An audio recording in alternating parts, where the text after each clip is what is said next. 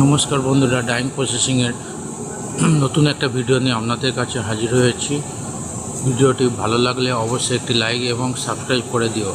বন্ধুরা, fabric colour হওয়ার আগে যে মেশিনে কালার হয় সেগুলোকে ডাইং মেশিন বলে। এগুলো সবই আমাদের ডাইং মেশিন।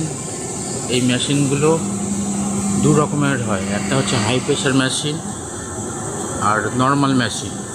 এটা বন্ধু চিস কোম্পানির হাই প্রেশার মেশিন। এটা হাই প্রেশার মেশিন,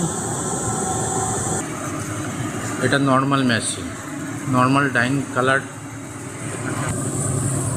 এটা নর্মাল ডাইং মেশিন। এই মেশিনে কটন কাপড় কালার করা হয়। এই মেশিনটা কটন কাপড় কালার করা হয় 95 ডিগ্রি টেম্পারেচারে। ডাইং করতে গেলে জল অবশ্যই প্রয়োজন। আর এটা হচ্ছে হাই প্রেশার ডাইং মেশিন, ডেনাটেক কোম্পানির হাই প্রেশার ডাইং মেশিন। এই মেশিনে পলিস্টার ডাইং হয়। এই মেশিনটা পলিস্টার ডাইং হয়।